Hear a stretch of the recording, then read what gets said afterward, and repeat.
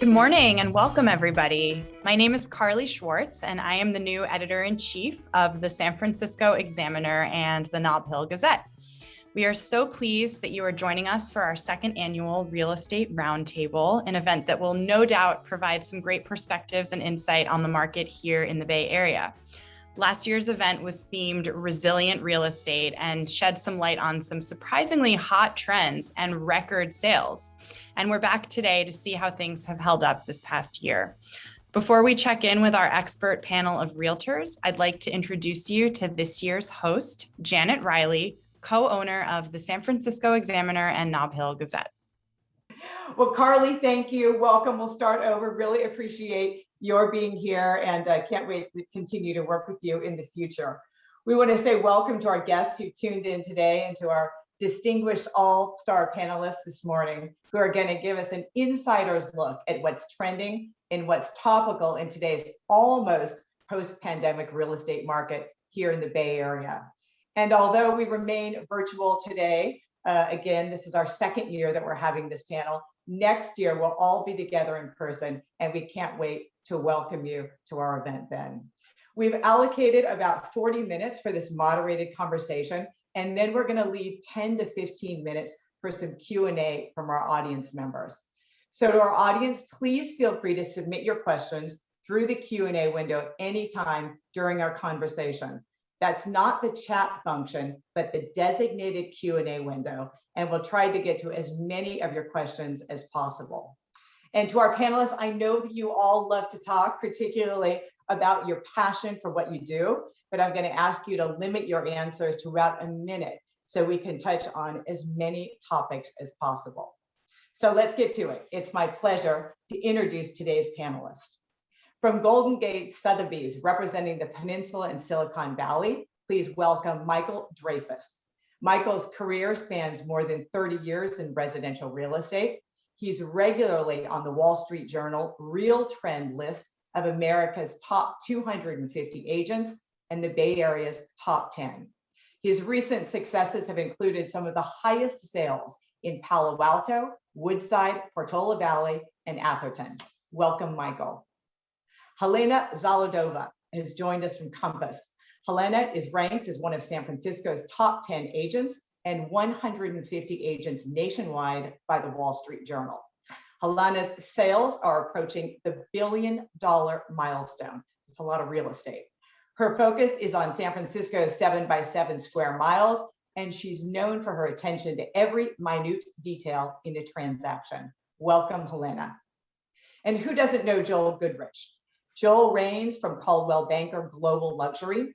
He is one of the Bay Area's most prominent luxury real estate agents with more than 25 plus years experience and over $1.1 billion in sales. He's listed some of the most expensive homes in America, including a number of high-profile celebrity estates, and many of the properties he represents have been featured in Architectural Digest and other design and lifestyle publications. Always good to see you, Joel. And next, I'm pleased to welcome Josh Deitch with Compass in Marin. For 13 years of real estate experience and dozens of successful and profitable personal real estate transactions in Southern Marin, Josh has developed a well-rounded sensibility of the Southern Marin market, especially when it comes to finding a pre-market and off-market properties. Welcome, Josh. And from De Leon Realty on the Peninsula in Silicon Valley, I'd like to welcome Michael Repka. Michael is the CEO, managing broker, and general counsel, and the head of the De Leon listing team. Prior to joining De Leon Realty, he was a practicing real estate and estate planning attorney. Michael's knowledge and legal experience provides a level of understanding that is consistently beneficial to his clients. And we want to thank you for joining us today, Michael. Michelle Pender is with Engel & Volkers. Michelle is a native San Franciscan and knows her way around the hills and microclimates of San Francisco's neighborhoods, as well as the intricacies of our often complex real estate marketplace. Michelle stands out for her commitment to excellence, marketing expertise, and negotiating prowess. I want to welcome you, Michelle. And last, but certainly not least, is Neil Ward from Compass. For nearly 3 decades, Neil has been guiding clients on the buying and selling side of the Bay Area's finest homes. Neil was a founding member of Compass in San Francisco, and 3 years later, Compass is now the largest brokerage in the Bay Area. Neil has a deep knowledge of the marketplace and an unwillingness to compromise on quality. Welcome, Neil, and again, to all of you, we want to say thank you for being with us this morning. So let me begin with a question to Michael, Dreyfus, Helena, and Joel. You know, nothing in the last year has been predictable. Not the stock market, the broken global supply chain, the work from home phenomenon, nor the real estate market. So can you give us a snapshot of the strength of the market today and where we are? I feel that what the pandemic has really brought into focus is that having a home has never been more important. So I feel like the focus on your shelter and having a place in the world to call yours is just fueled the demand. Jill, what I think has been really interesting in 2020, in the depths of the pandemic, we saw more $10 and $20 million sales in San Francisco than there were in 2019. And so far, 2021 is on pace to even break that record. So it's very interesting to see that. While we've had a huge exodus, I've had clients moving around the country and around the world in the last year. We've certainly had an influx, and our local buyers who are committed to the area are definitely in the buying mode. Yeah, and on the peninsula, we're seeing a lot of local strength. People that are here are buying more, buying bigger houses, buying more land. And we're seeing the locals that are outside of the prime areas start to move in, which is unusual for us. We usually have a very strong relocation market. And so it's interesting, or an international market about 3 or 4 years ago. So it's interesting to see it be very, very local and still be very, very strong. Interesting. Well, Josh, Michael, Repke, and Michelle, what kind of buyers are you currently seeing entering the market? And has that profile changed in the last year? We've definitely seen a change. I think as Joel said, the pandemic has made people rethink where they're living. They're looking for more space. They're looking for larger lots.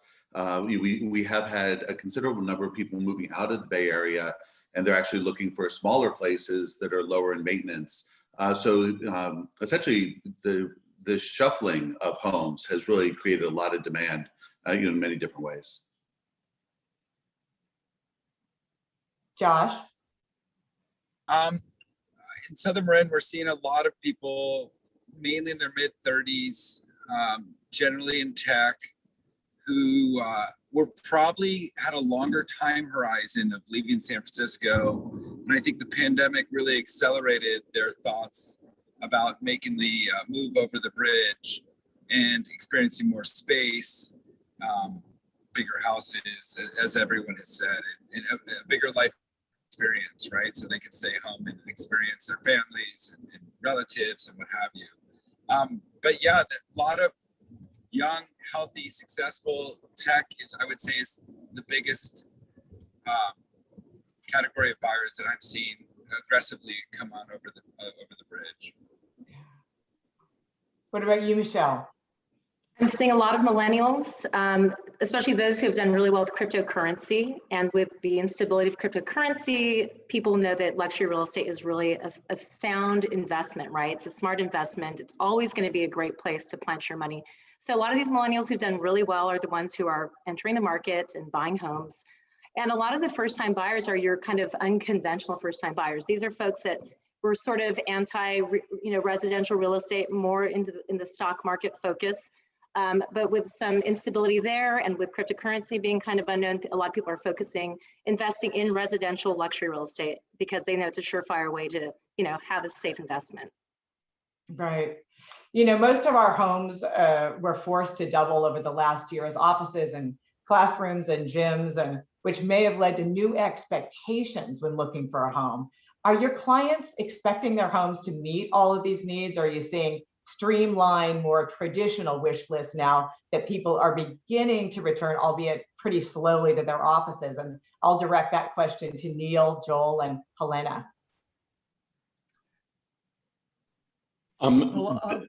Go ahead, Joel. No, please go ahead, Neil. I feel that there's no question that buyers are looking to houses to fulfill many, many more needs than in the past. Gyms were a nice to have aspect, amenity, whereas now it is much more important. Home offices were almost a thing of the past and not needed. You took your laptop and sat on the sofa or at the kitchen table or counter, and that's where you did your work. Now people need a closed environment in order to conduct business throughout the day. So it's very critical. Yeah, Janet, I'm a big believer in the future of the office. I think that we're going to see a huge comeback into the office. I was recently on a Zoom call where Stephen Schwartzman was speaking, the CEO of BlackRock, made a very interesting comment that, and he's the largest asset holder of real estate in the world, you can't build a company culture via Zoom. So all these new companies are starting, you look at every great tech company that was ever created, it's usually 2 or 3 people together 7 days a week, 24 hours a day. And also the whole theory behind cities and high rises, you live, work, and play within 15 minutes. So here in San Francisco, we have the biggest tech capital in the world, South of Market, closest 15 minutes away to the most beautiful parks and beaches in the world. So I do believe there'll be a big resurgence back into cities and into offices. At the same time, people are enjoying that flexibility of having that space at home. Sure. I Helena, what will do you add think? to I will add to that I agree with Neil that homes have to perform so much more than in the past. A big premium is now being put on the accessibility to outdoor space. So it's not just the demand for interior square footage, but just having a place to just get out and feel the grass and breathe fresh air has really put a premium, especially in San Francisco, on outdoor spaces that in the past were completely underutilized. So besides the gyms and besides the offices that buyers are looking for, it's the yards and the decks, et cetera, that now are driving buyer demand. And they're very much in focus, and a premium is being put on those. I'm also picking up a little bit of a desire to more definition to home functions. You know, kitchen, living, dining is still nice to be open, but being able to maybe slide the, pocket doors closed, et cetera, to gain some privacy while everybody's at home is definitely still flagging as a thing to look for. And lastly, I see a need for modern technology in the homes. So security, number one, and also fast internet connections, so satellite connections, et cetera. We're demanding a lot from our homes these days. For sure. Mm-hmm. Well, in the past year, people in the Bay Area have retreated to second homes, or they've rented homes for extended periods of time due to the ability and sometimes the necessity to work remotely. Was it also a time for people that they're out to buy their second home, either within or without or outside of the Bay Area? And if so, where are some of the places that people are looking to buy? And I'll ask that for Josh and Michael, Repka, and Michelle. What do you think? Well, I think the clear leader for around here is probably the Nevada side of Lake Tahoe. Areas like Incline Village, Glenbrook. We're getting a number of people that are moving to Reno and some of the communities that are around that area, probably because of proximity and also because of the not having a state income tax. But we've seen a number of people moving to Scottsdale, Arizona, Jackson Hole, Wyoming. Wyoming also has the benefit of not having an income tax. So there's a combination of a desire to have a little more space. Some elements of Zoom, I think, are going to stay with us for a long time. People that are getting close to retirement, they can still stay in contact with their coworkers and with their friends a little bit easier than they could have even 5 years ago. So we'll probably see people moving to those areas. For me, I have a second law degree in taxation, so I probably see a little bit more of this than I might otherwise. But the the drive seems to be having the primary home that's outside of this area and still keeping a smaller property in the Bay Area so they can come in for meetings, charity functions, board events, things like that. Great. Josh, what do you think? At first, during the pandemic, it seemed like everybody exodus and were buying second homes in Hawaii, and it's still happening. That a lot of families just took everybody and said, "Come on, and let's enjoy Hawaii during this time." But now I definitely see a huge amount of people wanting to acquire homes in Sonoma, Healdsburg, Napa, and enjoy the wine country, have their big pool and their big yard and their big farmhouse, and have big gatherings for their family and what have you. So I've definitely seen a lot more in the North County with a lot of a lot of people bought houses 3, 4, 5 years ago. Now they're looking to buy their second home, including Tahoe and Reno, and for all those other reasons as well. Well, we're so fortunate in the Bay Area that we really don't have to go far to get away, right? We can go right across the bridge, and it's an entirely new environment, an entirely new climate, and just really feels like you're a real getaway. Michelle, what are you seeing?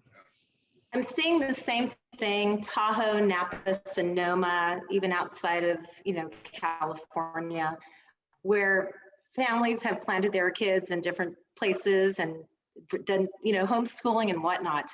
Now that schools are opening, now that, businesses are opening up again, one of my friends, he's a realtor in Tahoe, and he said that he works with a lot of law firms, and these attorneys are being told they have to come back to the Bay Area or they're going to lose their jobs. And so they're kind of being required to move back to the city. So I think that's going to shift too. And their second homes, in Tahoe or Sonoma will remain their second homes. But I think we're going to see a lot more activity and mass exodus back into the city as the pandemic clears up.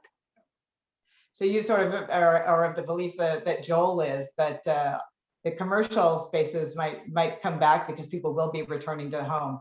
Definitely. Yeah. Well, according to the Zillow Home Value Index, every major Bay Area city has seen home values go up in the pandemic except one, and that one is San Francisco. So Joel and Neil, Helena, and Michael Dreyfus, let me ask you, is the exodus from San Francisco real? And if so, why? And do you think that this may be just temporary, as Joel and Michelle have sort of said, or do you think this phenomenon may be a little bit more lasting? So Joel, you want to start us off? Oh, me, okay. Oh, Janet, I think you said Joel. Yeah, I think we have a couple of things going on. Last year, we saw record amounts of inventory. To take one submarket, let's say condos on Russian Hill, 2 to 6 million. Usually there's 3 or 4 available. At one point last year, there were 30, 10 times the normal inventory. That inventory is now back to normal. So that's a huge indicator. But at the same time, let's take another submarket. Let's say home sales over 10 million. The average dollar per square foot in 2019 was about 2,300. Now it's about 2,000. So if you just take that one parameter, that hasn't quite gotten back to pre-pandemic levels, but we have a lot more sales. So I think things are definitely trending toward recovery, and both in terms of pricing and activity. Great. Neil, I actually have a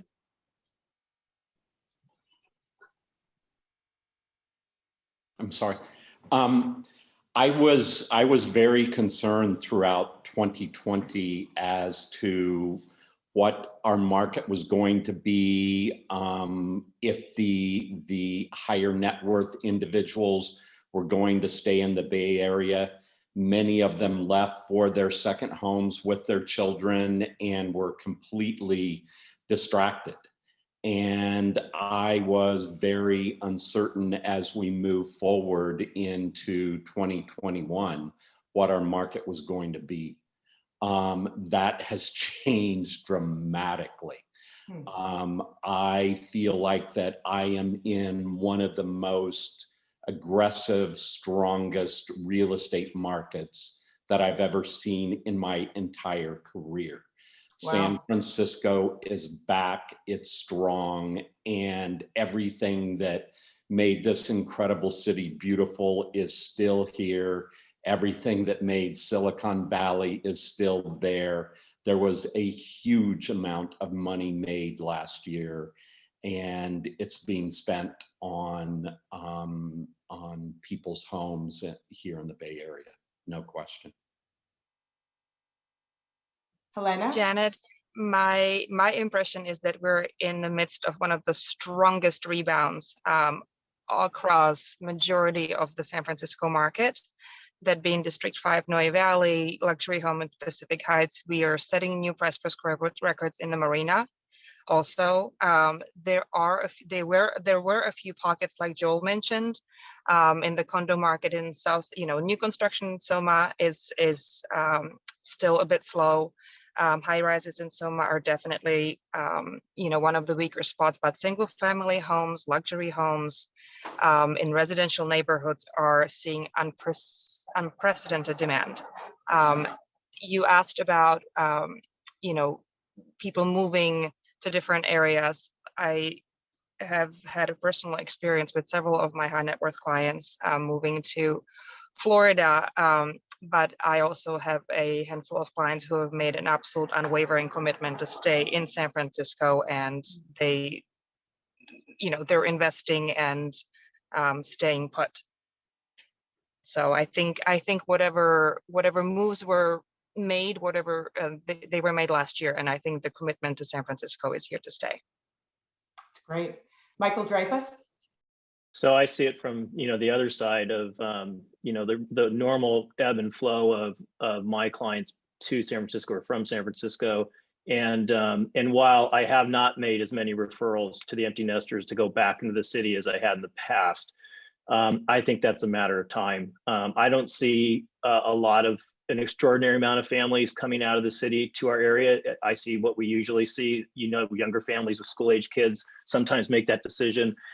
And I also, as a parent, have watched my kids move out of the city to buy homes somewhere else. And I think it just accelerated some of those decisions. But from what I'm hearing from other, like my colleagues in New York City are telling me what I think is going to happen in San Francisco. You live in a city for a reason. And there people are coming back and saying, I'm bored to tears, at this place I went to. And I think that's what we're going to see is the city's and they're already seeing it because they're on the ground. But I believe that too. It'll come charging back. That is the most beautiful city in the world, in my opinion. And I think it's going to do fine. Nice to hear. You touched upon this a minute ago, but let's talk about the condo market. On the rise or a tough sell? And I'll ask Michael, Repka, and Neil and Josh. So Michael, you're on mute, Michael. Sorry about that. I know the feeling. So we definitely saw the condo market being quite slow during the pandemic. I think people just naturally wanted to be further away. More recently, we've seen an improvement. You had some condos and townhomes get multiple offers, and they start to seem like they're picking up some momentum again, but it's still a bit slower in my experience than the single family home market. Neil? I second that. It was really, really tough last year. High-rise elevator buildings suffered tremendously. And that has definitely opened up as we have moved forward into 2021. And seeing greater demand out there, a lot more buyers, things moving again in a very positive direction. Josh?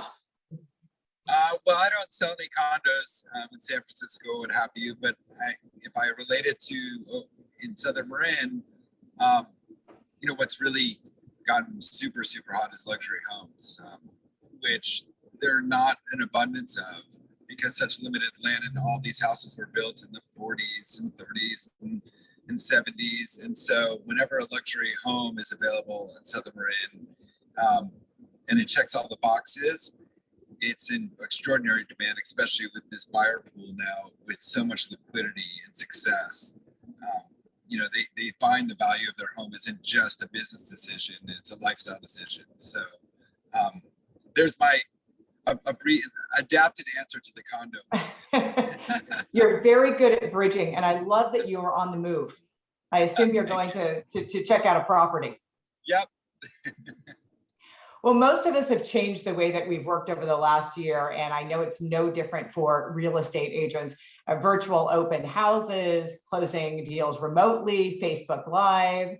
What aspects of doing business during the pandemic will you continue, and which will you happily give up when we're in a post-pandemic world? And I'll start with you, Michelle. Yes, this was the year of having to adapt and learn how to become way more efficient, right? And I think with FaceTime and Zoom calls and virtual tours, we were a lot more efficient because we had to become that way. I think virtual tours, I don't think there's gonna be as much of a demand for them.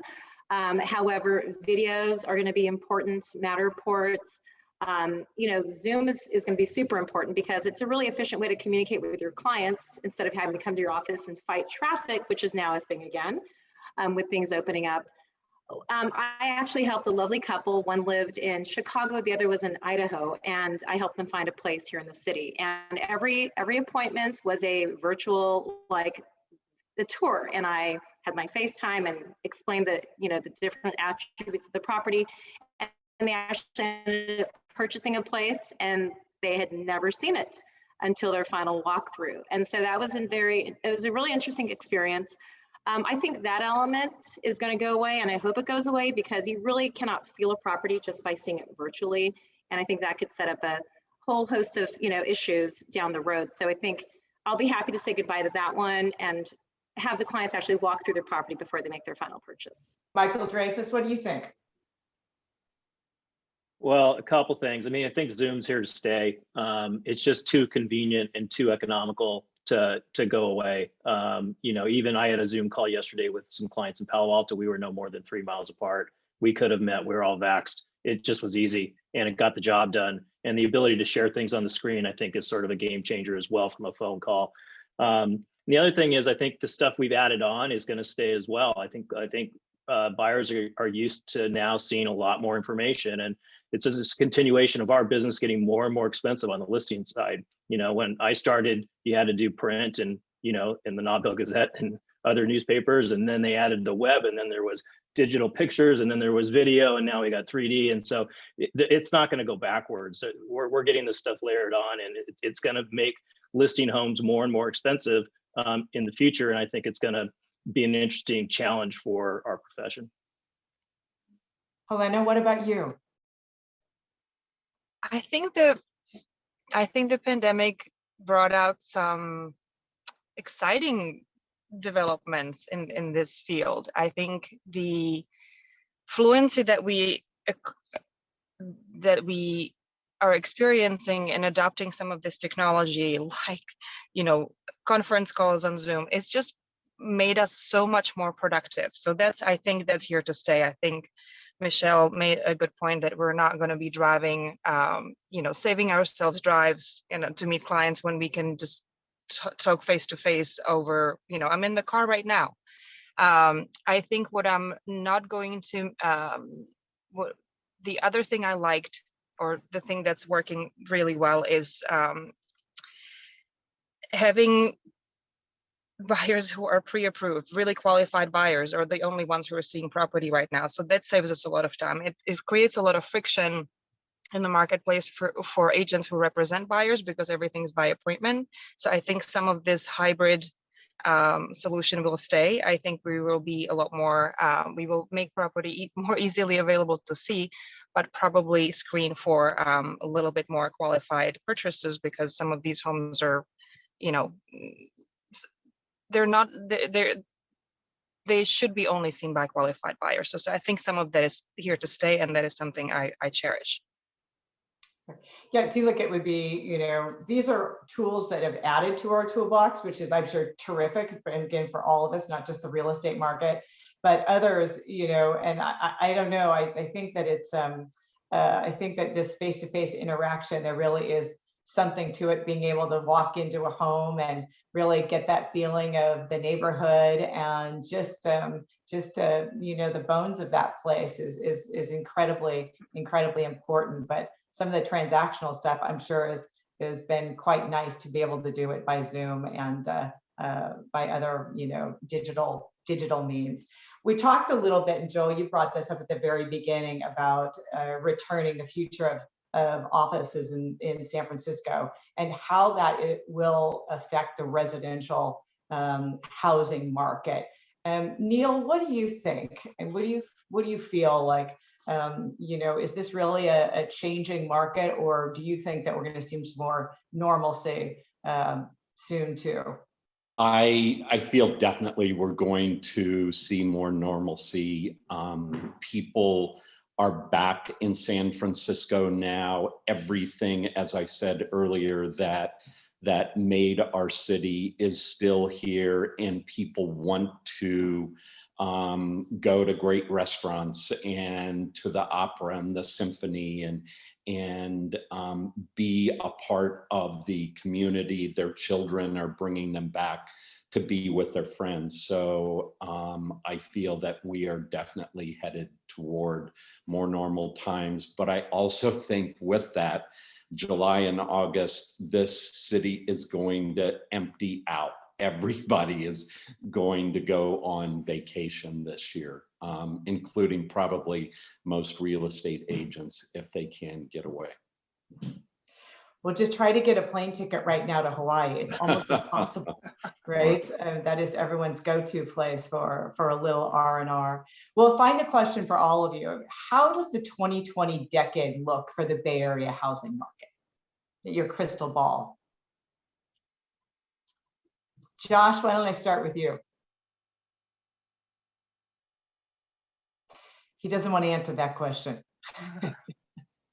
Michael Dreyfus, 2020, you're bullish on this decade? The decade? Wow, that's a big question. I think our housing scarcity continues, and the inability to provide listings for qualified buyers is going to get worse and worse, and is going to end up in a crisis. And I'm not sure how that crisis is going to come out. It could come out in the proposals of zoning laws being completely revamped, but I don't see any way, given the forwardness of the employment market and the money being made in this area and the lack of the ability to build houses, that it doesn't somehow end badly, which means real estate continues to go up in value. Yeah, we're just not building, like we should. And I think there was just an article that I saw in the paper about a week ago saying fewer permits were pulled in the last year, like in the last decade. Of course, that has to do with the pandemic as well, but just building is so tough. Michael Repka, what do you think? Well, I think there's no doubt that this is an incredible place to live. The economic environment, the weather, the culture, everything's a big draw. I'm a little more pessimistic than I think some people on the panel. It's going to be interesting to see how this all plays out. It has gotten incredibly expensive to live here. Unless you have radical changes to zoning, you're going to see continued increases in prices. But there's going to be a point where, kind of a breaking point, as businesses start to see it being more and more expensive to bring people in. There'll be a desire to relocate offices. So it'll be fascinating to see over the next 2 or 3 years, something even as short as that, how businesses realign themselves after the pandemic. Are we going to see continued shifts? The other markets outside of this area are even hotter than we are, places that are a little bit more affordable, that also enjoy nice climates and good culture, all those other attributes that we've grown so used to.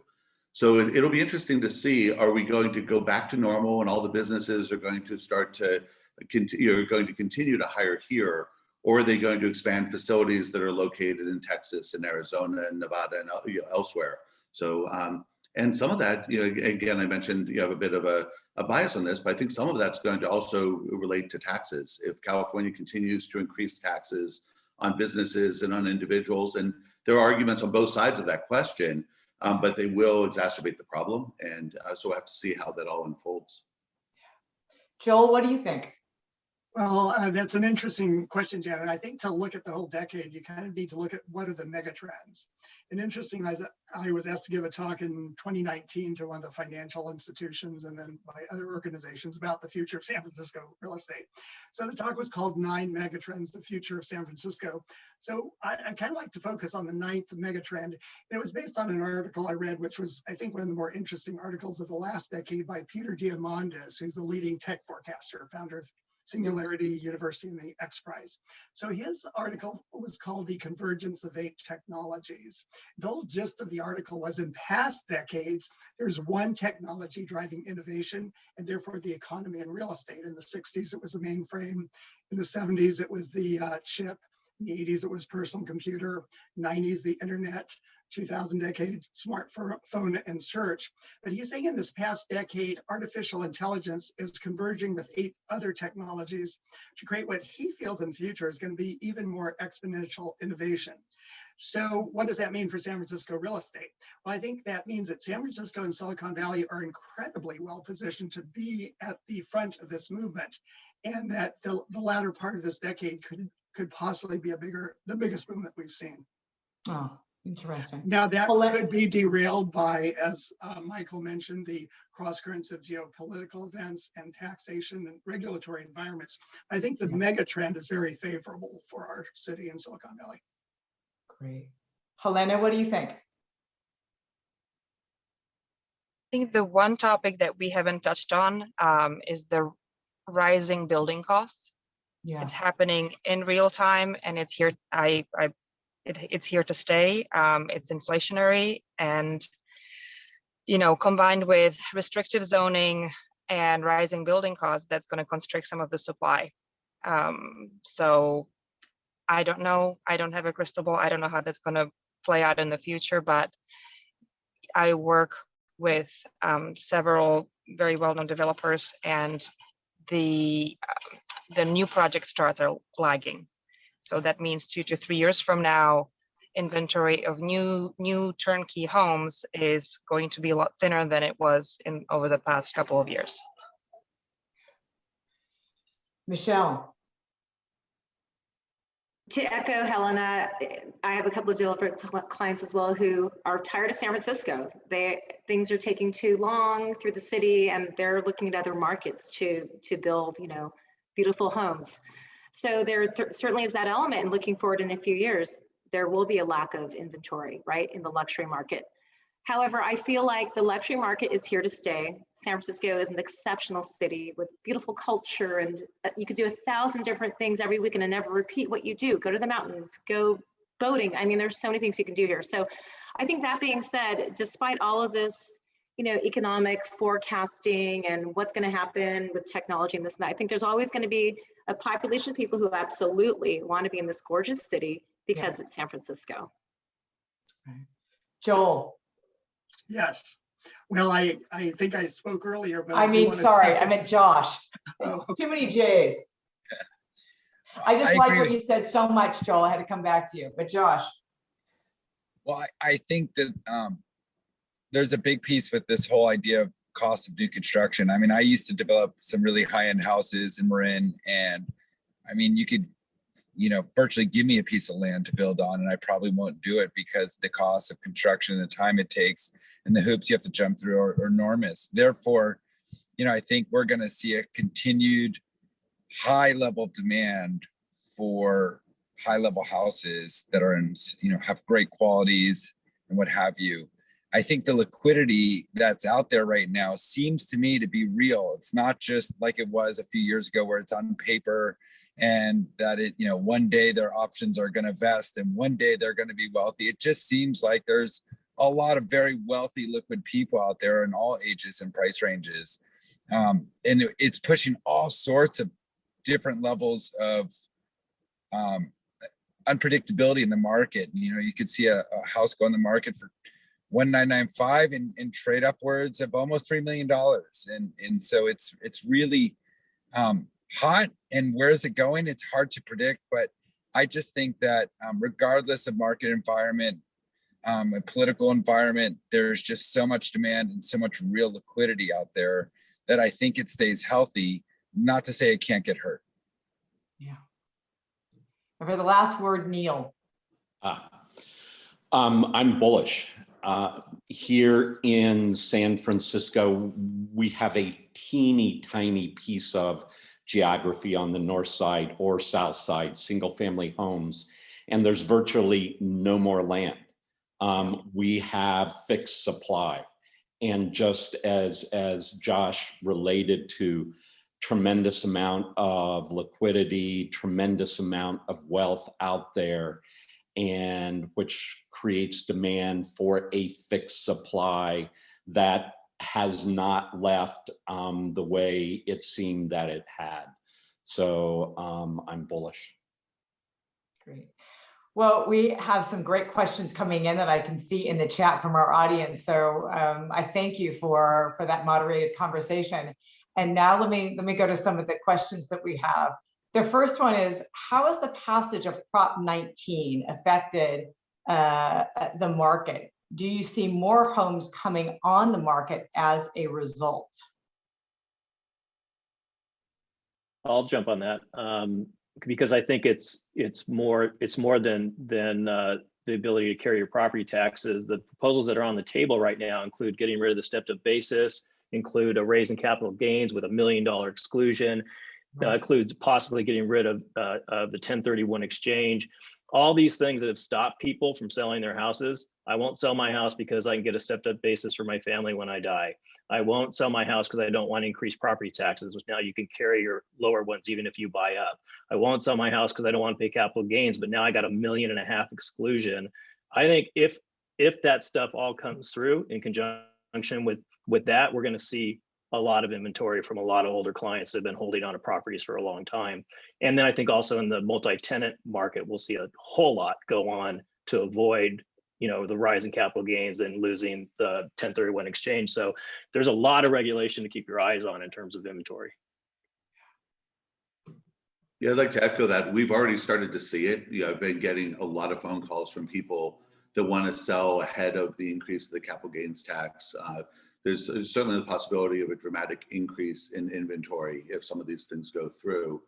It'll be, I get a lot of questions about whether the tax changes will be retroactive at the beginning of the year. Will they start next year? I feel pretty confident that neither of those will be the case. I think that there'll be an effective date that's concurrent with the announcement of the legislation.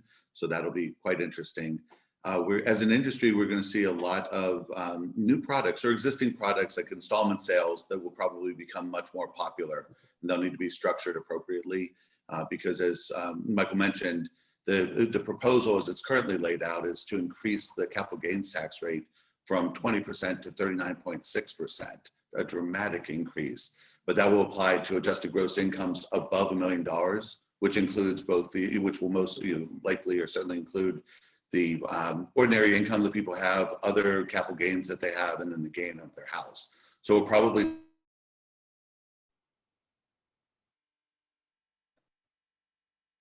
may have lost Michael momentarily.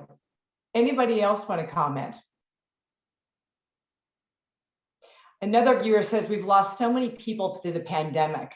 Has there been a greater number of residential probate properties being seen in Bay Area real estate? Interesting question.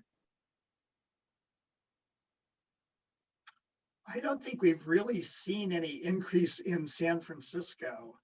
Of course, San Francisco was incredibly well run in terms of reacting to the pandemic. We were the first city to shut down.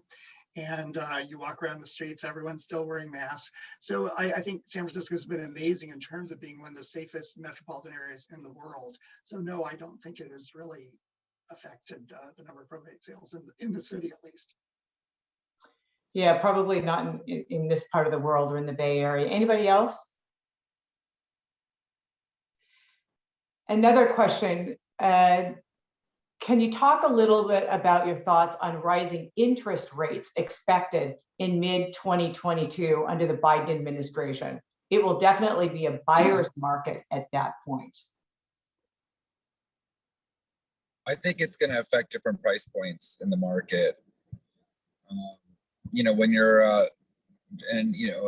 first-time buyer and you're trying to buy something for $1.2 million or $1.4 million, and and you qualify for $800,000 loan or $1 million loan, and all of a sudden rates go up, that chemistry is going to change quite a bit for their affordability factors.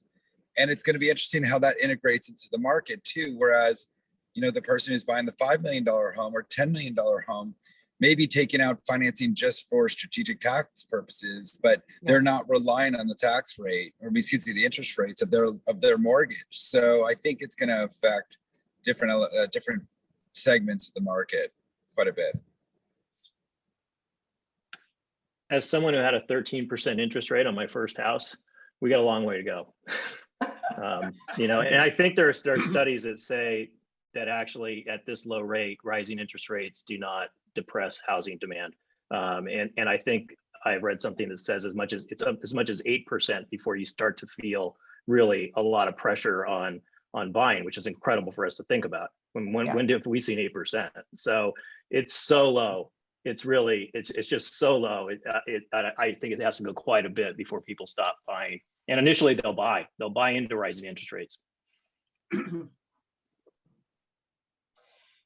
Do you feel employees will move to less expensive areas, more affordable states, and just work remotely? Do you see that as a current and upcoming trend? So we've talked a lot about people coming back, but do you think there is a certain segment of the population that this hybrid work or remote work is here to stay, and they're just saying, I'm going to leave the problems of San Francisco and the Bay Area behind? Well, Janet, I think we've seen a little bit of that, but what's so interesting is that the average rent, for example, on a 1-bedroom apartment in the city used to be $3,400 a month. Now it's $2,100. So a lot of the 20-somethings are looking at us and saying, wow, we can live in San Francisco, the magical city by the bay, for $2,000 a month rather than $3,500 a month. Let's do it.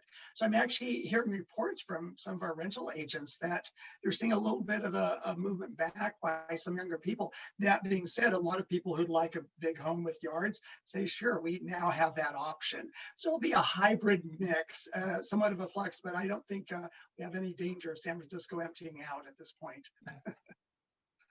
Yeah, and on like the peninsula, it is limited by supply and space.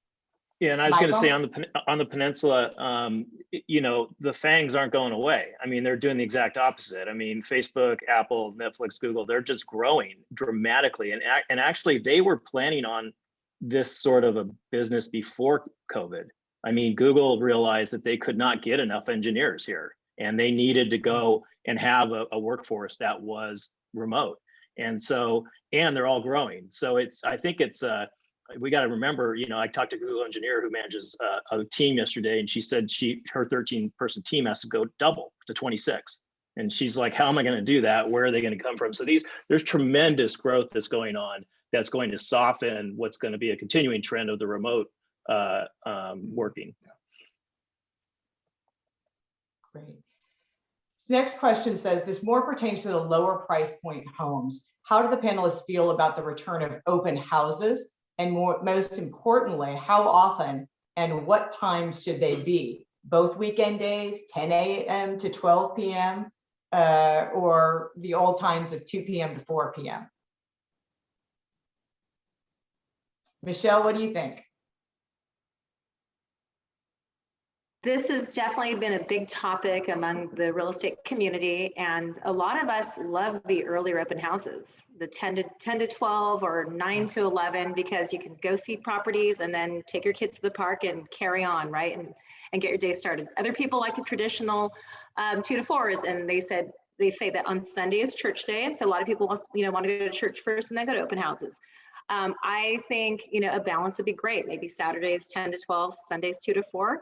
I am overjoyed that open houses are coming back. I love them. I love connecting with the neighbors. I love connecting with, just the lookies, because you can meet amazing people along the way and also showcase your house to all the interested buyers. And I can't wait. I cannot wait. Anyone else want to chime in on that? I think Michelle made an interesting point earlier that, or Helena also, that we've been so efficient in terms of our only showings have been virtual, or the only live showings have been to pre-approved buyers by appointment. The nice thing about open houses is I think it helps engage first-time buyers. They can go to a property without feeling they have to make an appointment or take anyone's time, but they can just do it. And I think it helps engage new buyers in the marketplace. So I think it's healthy. In the high end, there's obviously very few of them, but I think across a broad spectrum of price ranges, it's healthy for the market. Another audience member says, I own a 1-bed, 1-bath in a full service building on Nob Hill. I want to sell. When do you see that market coming back, if at all?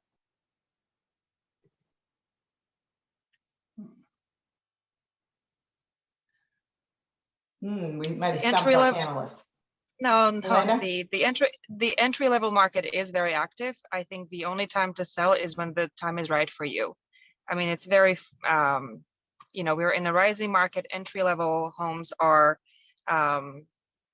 very, very active. So if the timing is right for you, then this would be a pretty good time.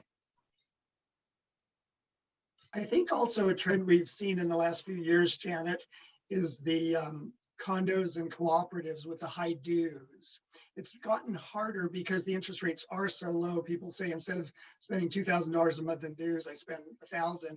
I can use that $1,000 to buy $500,000 more worth of property. So that has been a bit of a trend with some of the higher price condominiums and condos in the lower price ranges. In the upper price ranges, it doesn't apply as much, but that has been a bit of a shift in the market.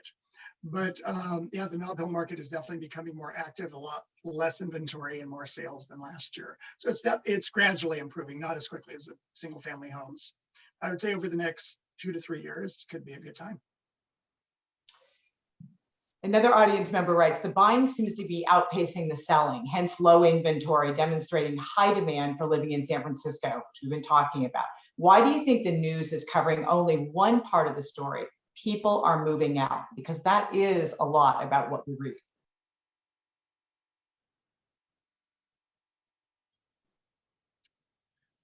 Well, I think we are seeing a lot of people moving out. In last year alone, I have people moving to Jackson Hole, Wyoming, Idaho, Nevada, Lake Tahoe, Nashville, Palm Beach, Newport, Rhode Island, Miami, Connecticut, and Switzerland in 1 year. I've never seen anything like it. But at the same time, our people here who are committed to staying in the Bay Area are staying. And we're actually starting to see some national influx. We've seen clients from New York, Los Angeles, Canada, a couple of European clients that may have already been based here. So it is a big story. We've never seen this kind of outflux.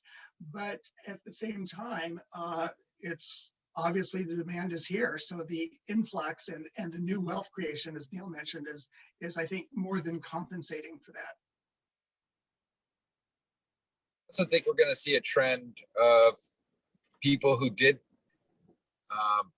move to Hawaii and Jackson and all these great, amazing places, and they're going to be a year or 2 years in and just miss this wonderful, magical place we live in. The climate, the energy, the people, the culture, everything. And so I think these people, they'll have the luxury to be like, you know what, I miss home again. I'm coming back. So I think we're going to see a trend of people coming back and saying, you know what, Austin's really cool and fun and hip, but I can't stand the humidity or I can't stand the flies and what have you. And they're going to come back to their home, I think. Is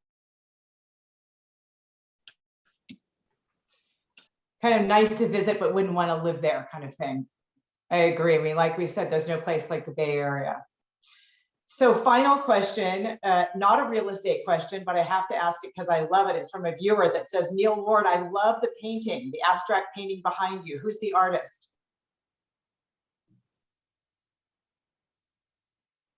Was done by a friend of mine, the best kind of painting to get. So thank you. Fantastic. Well, I want to thank all of you so much for your insight, for your time, for reminding us of what a beautiful area that we live in. And we are so blessed, and just hope that you will come back and join us next year as well. And like I said, I believe that we'll be doing this in person. All of us from the Nob Hill Gazette, from the San Francisco Examiner, wish you a great day and be safe out there and healthy and sell a lot of homes. And thanks so much. And thanks to our viewers for tuning in for us. Thanks so much. Take care. Thank you.